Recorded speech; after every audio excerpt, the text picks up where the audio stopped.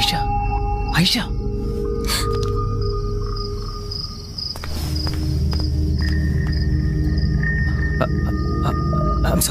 I'm sorry Aisha. എന്നെ ഇങ്ങനെ ഒന്ന് പേടിപ്പിക്കണം ഞാൻ കരുതിയല്ല. പക്ഷെ എനിക്ക് വീട്ടിൽ നിന്ന് ഇരിക്കാൻ നിൽക്കാനും പറ്റില്ല. ഇരിക്കുമ്പോൾ ഛർദ്ദിക്കാൻ തോന്നും, നിൽക്കുമ്പോൾ കൈയും കാലും വരയ്ക്കും.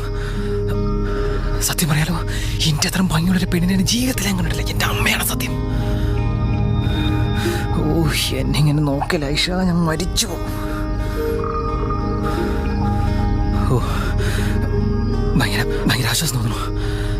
എന്താ പറയാ, ഈ 10-14 ദിവസം ഭക്ഷണം കഴിക്കാത്ത ഒരാളുടെ മുമ്പിൽ ചിക്കൻ ബിരിയാണി വെച്ചാൽ എങ്ങനെ ഇരിക്കും? അതാണ് എൻ്റെ അവസ്ഥ. വെള്ളമില്ലാതെ ഊണുറക്കമില്ലാതെ ഒരു 100 വർഷം ഇനി ഇങ്ങനെ നോക്കിയിരിക്കാൻ പറ്റും എനക്ക്. അങ്ങനെയൊന്നും പറ്റില്ലായിരിക്കും, പക്ഷെ എനിക്കിപ്പോൾ അങ്ങനെയൊക്കെ തോന്നുന്നു.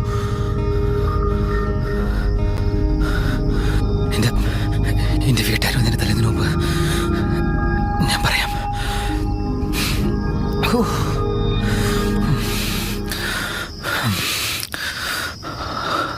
I love you, Aisha. ഇപ്പം ഇങ്ങോട്ടൊന്നും പറയണ്ട. നന്നായി ആലോചിച്ച് ഒരുപാട് സമയമെടുത്ത് ഇഷ്ടമെന്ന് മാത്രം പറഞ്ഞാൽ മതി.